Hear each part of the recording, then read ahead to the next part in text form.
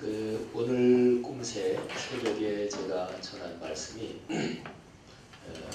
갈멜산하고 호렙산하고 그 두 개 제가 설교 제일 끄트머리에 중요한 점을 넣어서 이렇게 설교했습니다만은 이스라엘이 이렇게 위아래로 땅이 길거든요. 제 북쪽 지방이 갈릴리 지방, 중부 지방이 사마리아 지방, 남부 지방이 유대 지방, 그리고 예루살렘은 남부 유대 지방에 예루살렘이 있죠. 그리고 갈릴리 그 북쪽에 거기에 갈릴리 호수도 있고, 예수님이 3년 동안 거의 대부분 활동하시는 그 지역은 이 북부 지방 갈릴리입니다. 근데 북부 지방 갈릴리에서도 제일 위쪽 즈음에 거기에 갈멜산이 있어요. 그리고 남부 지방 유대 거기서 제일 끄트머리 밑으로 거기에 부엘세바가 있고, 엘리야가 갈멜산에서 그 우상을 섬기는 선지자들 850명하고 대결해서 이기잖아요. 그런데 이기고 나서 그 아합의 부인 왕비 이세벨이 내가 너 죽여버리겠다 그러니까 절망하고 꺾여가지고 도망칩니다. 제일 밑에 부엘세바까지.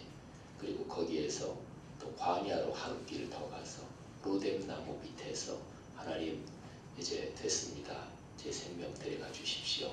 이 정도로 꺾여 있는데, 근데 거기에서 하나님이 힘을 기운을 차리게 격려하시고 나서 거기에서 갈멜산에서 거기까지 내려온 것만큼의 거리를 거의 더 내려가면 거기 신의 산 호렙산이 있어요. 그 신의 산, 그 호렙산까지 가게 하십니다. 그러니까 갈멜산에서부터 호렙산까지 간 거예요. 근데 갈멜산은 하나님이 기적에 불을 내려주신 곳이죠. 기적과 그리고 표적이 나타난 산이 갈멜산입니다. 근데 호렙산 거기는 하나님께서 말씀을 다시 주신 산입니다. 그러니까 말씀의 산 이렇게 얘기할 수가 있죠.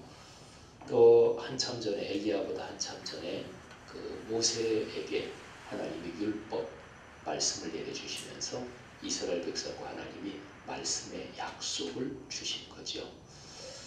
제가 오늘 새벽에도 설교하면서 잠깐 말씀드렸는데, 보통 설교자들이요, 또 성서 해석, 성서 연구자들이 이 엘리야가 왜 그 열왕기상 18장에서 그토록 엄청난 승리를 했는데 그 이세벨이 너 죽이겠다 이 말 한마디에 그렇게 완전히 정반대로 꺾였을까? 사실은 여기에 대해서 설교자들이 굉장히 많이 설교하는 본문이에요. 근데 설교자들이 그 본문을 해석하면서 그 너무나 격차가 큰 반전 거기에 대해서 명쾌하게 사실은 그렇게 해석하기가 힘들어요. 저도 목사로서 그 본문 많이 설교했지만, 그리고 성서 주석자들도 마찬가지입니다. 성서 전문적으로 연구하는 주석가들도 어떻게 좀 그렇게 그냥 엄청나게 반전이 일어났지? 그 반전의 원인, 사실은 그거를 그중 가장 그 이해가 가게 설명하는 게 사실은 심리적 해석입니다. 그러니까 사람이 크게 성공하고 나서 그때가 사실은 심리적으로는 위험한 때입니다. 그래서 사이콜로지컬한 면에서 해석을 하면 그게 그중 좀 풀려요. 근데 제가 이번에 이제 꿈새 본문으로 이제 열왕기 18장을 배경으로 해서 19장 1절부터 8절을 본문으로 잡아놓고 어제 저는 종일토록 그 본문을 들여다보고 앞뒤 읽어보고 연관되는 거 찾아보고, 그리고 또 제가 독일에서 공부할 때 거기 또 주석 같은 것도 찾아보고, 그러면서 이제 제가 이게 전체적인 흐름에서 맞겠구나 그렇게 하고 깨닫고, 또 그런 게 뭐냐면 바로 그겁니다. 그러니까 그 전환 반전 거기만 봐서는 잘 이해가 안 가고요. 이 사건의 처음부터 끝까지 통체적으로 보니까 이거구나 하고 보이더라고요. 그게 바로 갈멜산하고 호렙산입니다. 갈멜산은 표적이 일어난 산이죠. 기적이 일어난 산이죠. 호렙산은 말씀의 산이에요. 그러니까 엘리야가 사역을 하면서 사역자들에게 하나님이 격려해 주시고 역사하시면서 표적과 기사도 일어나는 거죠. 그런데 그런 게 사역이 필요하긴 하지만 또 하나님이 필요할 때 그런 은혜를 주시기도 하지만 그게 사역의 기초, 토대, 뿌리는 아니다. 그런 거죠. 사역의 뿌리는 하나님의 거룩한 말씀이다. 이 메시지가 이 18장, 열왕기상 18장, 19장에 들어있는 거죠. 기독교 신앙의 기초는 바로 말씀이 토대가 되어야 되는 거예요. 그래야 이게 신앙이 든든합니다. 그리고 잘못된 신앙에 휘둘리지 않고요. 그리고 제자반 여기 강의 제가 지난 2번 하면서 그런 말씀 이미 드렸죠.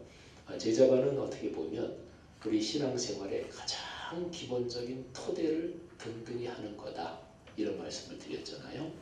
그래서 예배하면은 주일 성수 수예배 또 구역 모임 이게 가장 기본이죠.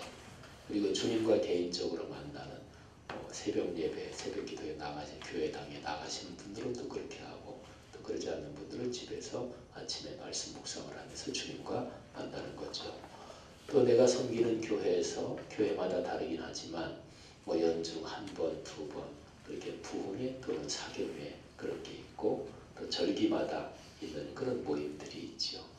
우리 교회는 이제 꿈새 3번 있고 그래서 제자반 훈련하면서도 교회 꿈새라든지 이런 게 제일 중요한 훈련이다. 그 말씀도 드렸는데 오늘 이 삶과 창조주의 복 여기에 대해서도 우리가 접근하는 방식은 사실은 구조는 늘 똑같습니다.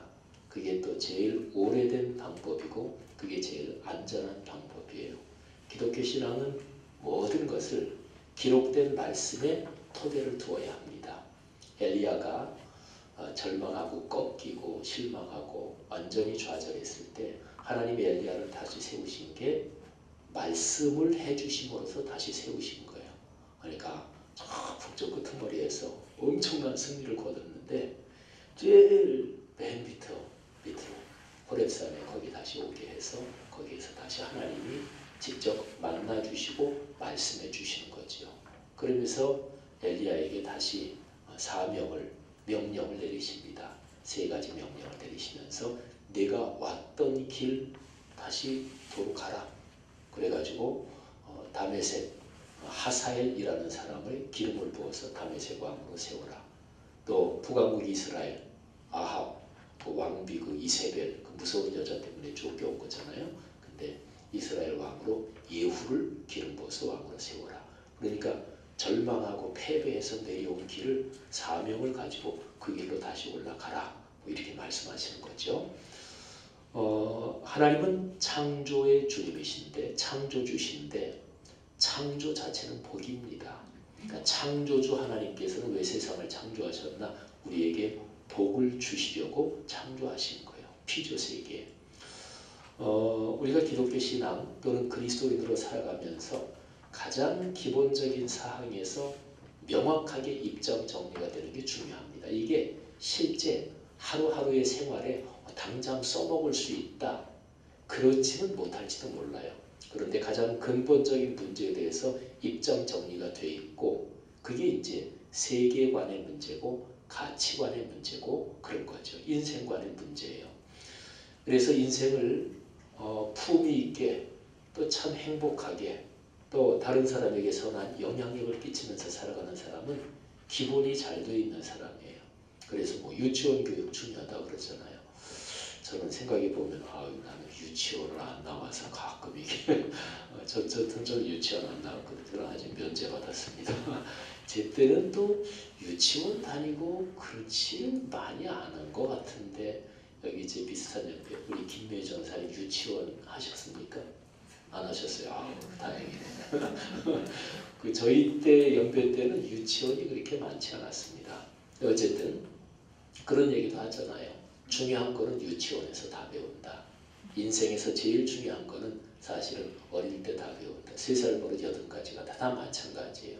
그러니까 자기가 스스로 합리적인 사고에 의한 판단력이 생겨서 받아들일 건 받아들이고 거부할 건 거부하고 에이 그냥 무시할 건 무시하고 요렇게 되기 전에 그 전에 사실은 그냥 부모가 얘기한 대로 쑥쑥 들어올 때 그때의 인생의 기본적인 가치관, 세계관이 상당히 형성이 되는 거예요. 중요한 거죠. 그래서 그런 식으로 생각하면 창조는 어떤 거냐? 창조가 우리 하나님이 창조하신 이 피조 세계잖아요. 이게 어떤 거냐? 성경은 거기에 대해서 근본적으로 이렇게 얘기를 합니다. 자, 창세기 1장 31절이에요. 오늘 우리가 3과 오른쪽 아래 부분에 보면 밑줄 쳐놓은 구절이 바로 그거예요. 자, 우리 한번 다 같이 읽어보겠습니다. 하나님이 지으신 그 모든 것을 보시니 보시기에 심히 좋았더라. 저녁이 되고 아침이 되니 이는 여섯째 날이니라. 아멘. 엿새 동안 천지를 창조하셨는데 마지막 날 창조까지 끝나고 저녁이 되고 아침이 되니 이는 여섯째 날이다. 그거는 그 앞에 여섯째 날이 이제 이렇게 됐다 그런 얘기예요. 그리고 나서 하나님이 하신 말씀이 만드신 거를 보시기에 심히 좋았다. 하나님은 창세기 1장에서 천지를 창조하시면서 반복적으로 그런 말씀을 하셨어요. 참 보기에 좋다. 참 좋구나. 아름답다. 멋지다. 그러니까 존재하는 세계는 존재할 수 있는 모든 세계 가운데 가장 좋은 거예요. 근데 이런 얘기를 현실적으로 보면 안 그렇잖아요. 그죠? 현실적으로 보면 어젠가 벨기에 브뤼셀에서 또 테러가 나서 IS가 또 테러해가지고 꽤 한 30여 명 넘게 사망자도 나고 그런 것 같아요. 근데 테러, 갈등, 전쟁, 또 어느 나라나 그 사회의 부패, 등등 온통 인간 세상에 문제가 많잖아요. 근데 그걸 보면 존재하는 세계가 존재할 수 있는 것 중에서 제일 좋다고? 에이 그건 아니지. 그렇게 반박하는 데도 일리가 있어요. 근데 제가 아까 말씀드린 것처럼 근본적으로 삶, 존재하는 세계, 그리고 내가 걸어가는 인생의 이 시공간, 여기에 대한 근본적인 태도가 어떠냐? 요거를 얘기하는 거예요. 요 근본적인 태도에서 부정적이다, 염세적이다, 그거를 염세주의자, 패시미스트라고 그러는 거예요. 근데 현실적인 여러 가지 어려움도 있지만 그러나 근본적으로 존재한다는 것은 감격적인 거다. 삶은 감사한 거다. 하나님이 창조하신 세계는 선한 거다. 이렇게 믿는 사람은 그 사람이 바로 낙관주의자라고 얘기를 할 수가 있죠. 근데 보통 세상에서 염세주의자, 비관주의자 또는 낙천주의자, 낙관주의자 보통 하는 이 구분 이런 거에서 낙관주의 말고 더 근원적인 의미에서 하나님이 천지를 창조하실 때 하나님의 가장 근본적인 구상으로 보면 존재하는 세계는 좋은 것이다. 저는 창세기 이 말씀을 묵상할 때마다 특별히 사람을 창조하시면서 2장에 가면 하나님이 사람을 흙으로 빚으시고 그리고 그 코에 생기를 하나님의 숨을 불어넣으시니 사람이 살아있는 영, 생명이 됐다 이 말씀 있잖아요. 그 말씀을 묵상할 때 저는 가끔 이렇게 숨 쉰다. 이게 참 기적 같은 일이고 이게 감격스러운 일이다. 이런 거를 느낍니다. 제가 목사니까 이제 가끔 가다가 사람들이 이제 돌아가시는 거를 보기도 하고 또 돌아가신 모습 보기도 하고 그래요. 그 사람은 살면서 또 저기에 직계 부모님 돌아가시면 입권할 때 보기도 하고 그러잖아요. 근데 살아계셨던 분인데 숨 쉬고 말씀도 하셨던 분인데 그분이 쓰시는 육신이 아무런 기능도 안 하잖아요. 완전히 작동 중지되잖아요. 그러면 생각해 보세요. 사람이 숨 쉰다 안 쉰다 여기에 따라서 완전히 작동이 중지가 돼서 그야말로 그냥 물체가 돼가지고 사실은 거기에 누워 계시는 거잖아요.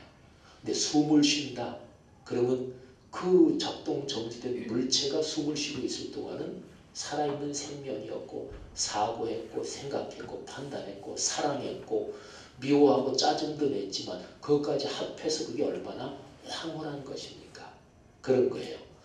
창조주께서 우리에게 주신 복은 창조 자체가 복입니다. 이게 그리스도인에게 아주 중요한 인생관입니다. 근원적인 가치관이지요. 자, 그렇게 보면 하나님이 창조하신 제일 처음의 창조 그리고 이 모든 피조 세계가 맨 마지막 끝날 때 그리고 중간에 이 세 가지 단면을 장면을 잠깐 한번 보는 거예요. 자, 제일 처음에 창조하실 때 뭐 여러 가지가 있지만 그 중에서 가장 중요한 게 에덴 동산에 대한 언급이에요. 그 19페이지에 그 본문이 나와 있어요. 자, 우리 10절 말씀 10절부터 15절까지만 한번 읽어보겠습니다. 시작. 강이 에덴에서 흘러나와 동산을 적시고 거기서부터 갈라져 네 근원이 되었으니 첫째의 이름은 비손이라. 금이 있는 하윌라 온 땅을 둘렀으며 그 땅의 금은 순금이요 그곳에는 베델리엄과 호마노도 있으며 둘째 강의 이름은 기온이라. 구스 온 땅을 둘렀고 셋째 강의 이름은 히데겔이라. 아수르 동쪽으로 흘렀으며 넷째 강은 유브라데더라. 여호와 하나님이 그 사람을 이끌어 에덴 동산에 두어 그것을 경작하며 지키게 하시고. 아멘. 뭐 여기 이제 순금이다 또 강이 흘렀다 이렇게 나오고 히데겔은 티그리스 강을 말합니다. 그러니까 티그리스하고 유프라테스 강 이 두 개는 역사적으로 성서 고고학적으로 또 일반 고고학적으로 확인이 되는 곳이에요. 근데 첫 번째, 두 번째 강 비손 그리고 기혼 이거는 이제 어디에 있는지 그거는 뭐 고고학적으로 확인은 안 됩니다. 에덴 동산은 참 아름다운 곳입니다. 그죠? 이게 바로 이제 하나님의 창조의 첫 번째 장면이에요. 번영하기 전이잖아요. 그죠? 하나님은 멋지게 창조하셨고 그리고 창조하는 모든 피조물 가운데 가장 소중한 사람을 멋진 곳, 아름다운 곳에 두었습니다. 그래서 에덴 그러면 우리 동양에서는 뭐 무릉도원 뭐 이런 얘기도 합니다만은 근데 어떤 사람이 강 문화권에서 뭐 무릉도원, 뭐 에덴, 뭐 어떤 걸 얘기하든지 뭐 유토피아 이런 것들을 비교 연구한 글도 제가 잠깐 읽어봤어요. 근데 거기에 비슷한 유사성이 있다 그래요. 근데 그걸 보면서 우리 기독교적인 시각으로 보면 원래가 모든 인류가 태초에 에덴에 대한 기억의 원형질을 가지고 있을 거다.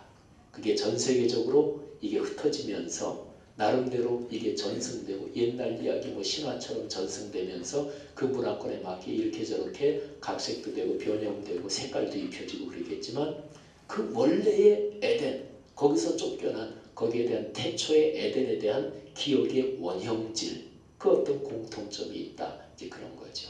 어쨌든 첫 번째가 그렇습니다. 자, 그 다음에 성경을 좀 찾아야 되는데 그 다음 장 한 장 넘겨보시면 성경 본문이 두 개가 있어요. 시편 104편, 이사야 65장 17부터 25절. 자, 시편부터 찾습니다. 자, 시편 104편은요. 하나님이 창조하신 세계, 창조주 하나님께서 이 창조 세계를 얼마나 아름답게 관리하시나 또 이 세계가 얼마나 좋은 것인가 거기에 대한 게 쭉 여러 가지로 나옵니다. 근데 그 중에서 일부만 한번 읽어보겠는데요. 9절 말씀부터 17절 말씀까지만 우선 한번 읽어보겠습니다. 9절부터 17절. 자, 다 같이 읽습니다. 주께서 물의 경계를 정하여 넘치지 못하게 하시며 다시 돌아와 땅을 덮지 못하게 하셨나이다. 여호와께서 샘을 골짜기에서 솟아나게 하시고 산 사이에 흐르게 하사 각종 들짐승에게 마시게 하시니 들나귀들도 해갈하며 공중의 새들도 그 가에서 깃들이며 나뭇가지 사이에서 지저귀는도다. 그가 그의 누각에서부터 산에 물을 부어주시니 주께서 하신 일의 결실이 땅을 만족시켜 주는도다. 그가 가축을 위한 풀과 사람을 위한 채소를 자라게 하시며 땅에서 먹을 것이 나게 하셔서 사람의 마음을 기쁘게 하는 포도주와 사람의 얼굴을 윤택하게 하는 기름과 사람의 마음을 힘있게 하는 양식을 주셨도다. 여호와의 나무에는 물이 흡족하며 곧 그가 심으신 레바논 백향목 들이로다. 새들이 그 속에 깃들이며 학은 잔나무로 집을 짓는도다. 여기까지만요. 예. 너무 좋아서 계속 읽고 싶으신 모양이에요. 시편 104편 쭉 읽어보면 너무나 좋습니다. 이런데 집 짓고 살고 싶어요. 그죠? 참 좋죠. 근데 이제 우리 동양적인 뭐 배산, 임수, 뭐 그래서 자연 아름다운 뭐 이런 것도 많지만 이 시편 104편은 참 멋집니다. 그러니까 하나님이 창조하신 이 자연 세계의 아름다움, 세상에 여러 가지 악함과 어지러움이 있지만 여전히 하나님은 당신의 피조 세계를 꼭 붙들고 또 이끌어 가신다. 그런 사상이 그런 기독교적인 사유, 생각 또는 삶의 방향이 여기에 나와 있죠. 자, 그러면 하나 이제 넘어가세요. 이사야서 65장 17절부터 여기는요 이사야서 거의 맨 마지막 부분인데 모든 것에 종말이 오고 맨 마지막, 그러니까 영원한 천국의 모습을 사실은 그 당시의 문화적인 상황에서 이렇게 묘사한 거예요. 이사야 65장 17절부터 25절 유명한 구절이지요. 우리도 같이 읽겠습니다. 보라 내가 새하늘과 새 땅을 창조하나니 이전 것은 기억되거나 마음에 생각나지 아니할 것이라. 너희는 내가 창조하는 것으로 말미암아 영원히 기뻐하며 즐거워할지니라. 보라 내가 예루살렘을 즐거운 집으로 창조하며 그 백성을 기쁨으로 삼고 내가 예루살렘을 즐거워하며 나의 백성을 기뻐하리니 우는 소리와 부르짖는 소리가 그 가운데에서 다시는 들리지 아니할 것이며 거기는 날수가 만지 못하여 죽는 어린이와 수완이 차지 못한 노인이 다시는 없을 것이다. 곧 백세에 죽는 자를 젊은이라 하겠고 백세가 못되어 죽는 자는 저주받은 자이리라. 그들이 가옥을 건축하고 그 안에 살겠고 포도나무를 심고 열매를 먹을 것이며 그들이 건축한 데에 타인이 살지 아니할 것이며 그들이 심은 것을 타인이 먹지 아니하리니 이는 내 백성의 수완이 나무의 수완과 같겠고 내가 택한 자가 그 손으로 일한 것을 길이 누릴 것이며 그들의 수고가 헛되지 않겠고 그들이 생산한 것이 재난을 당하지 아니하리니 그들은 여호와의 복된 자의 자손이요 그들의 후손도 그들과 같을 것입니다. 그들이 부르기 전에 내가 응답하겠고 그들이 말을 마치기 전에 내가 들을 것이며 이리와 어린 양이 함께 먹을 것이며 사자가 소처럼 짚을 먹을 것이며 뱀은 흙을 양식으로 삼을 것이니 나의 성산에서는 해됨도 없겠고 상함도 없으리라. 여호와께서 말씀하시니라. 아멘. 여기 17절에 새하늘 새땅 2단 중에 신천지 있지요. 신천지 이거를 한글로 하면 새하늘 새땅입니다. 2단의 특징 성경에서 제일 좋은 구절 제일 표현을 갖다 씁니다. 이게 2단의 공통적인 특징이에요. 지금 이사야 65장 우리가 같이 읽은 이 부분은 이사야서 다른 데도 한 두세 군데 더 나옵니다. 마지막 종말에 있을 아름다운 모습. 근데 종말에 있을 아름다운 모습이 보통 나올 때는요. 지금 우리가 살고 있는 현실에서 너무나 힘들고 어렵고 부조리한 것들 이런 게 수정되고 교정되는 그런 방식의 표현들이 있어요. 여기도 보면 사람이 일찍 죽는 거는 참 힘들잖아요. 근데 100세까지 청년이래요. 그러니까 여기 있는 분들 모두가 다 젊은이들입니다. 그리고 또 거기는 자기가 지은 거를 다른 사람이 먹지 않는다. 자기가 애써 했는데 하는 일이 수포로 들어가는 게 그게 삶에서 얼마나 힘들어요. 그렇죠? 뭐 그렇게 현실에서 사람이 겪는 어려움을 그런 게 없다 거기는 뭐 이런 표현이 나오는데 특별히 사자가 어린 양이 또 이리가 뭐 어린 아이들과 같이 이것도 이제 서로가 다른 존재를 해치는 거 이게 삶의 두려움이고 어려움이잖아요. 그런 게 없다. 온전한 평화. 평화가 히브리어로 샬롬인데 그거는 하나님이 통치하시는 온전한 평화를 말합니다. 그게 모든 피조세계의 맨 마지막의 모습일 것이다 하는 거죠. 오늘 이 과에서 우리가 다시 한번 기억해야 될 것은 그것입니다. 그리스도인은 세상에 살면서 염세주의자 또는 비관주의자가 돼서는 안 됩니다. 성경에 가르치는 근본적인 것은 낙관주의인데 보통 얘기하는 낙관주의 말고 성경의 가르침에 근거한 근원적인 긍정, 근원적인 낙관 그런 거가 바로 그리스도인이 가져야 될 삶의 태도죠. 그런 사람이 박지요. 어려울 때도 근원적인 낙관적인 생각을 가지니까 그건 당연합니다. 어떻게 보면 하나님은 살아계시고 또 우리의 맨 마지막은 영원한 하나님 나라로 이어지니까 그러면 근원적인 낙관주의자가 될 만도 하잖아요. 그렇죠? 그런 축복이 우리 제자반 훈련받는 우리 모두에게 함께하기를 축복합니다. 기도하겠습니다. 주님 감사합니다. 오늘 창세기 1장 31절은 얼마나 아름다운지요. 그 창세기 2장의 에덴 동산의 모습 그리고 시편 104편의 모든 피조세계가 현재 진행형으로 진행될 때 하나님이 역사하시는 모습 그리고 이사야 65장의 맨 마지막에 도래할 그 영원한 나라의 모습 주여 하나님의 말씀에 기록된 이 명확한 가르침을 굳게 믿고 붙잡고 삶의 길을 걷겠습니다. 우리 제자만 한 분 한 분 걸어가는 삶의 길 축복하시며 내외분 또는 자녀들 후손 대대로 그런 복을 주옵소서. 속으로 인도하시는 우리 목회자들을 축복해 주옵소서. 예수님 이름으로 감사하며 기도 올립니다. 아멘. 자, 고맙습니다.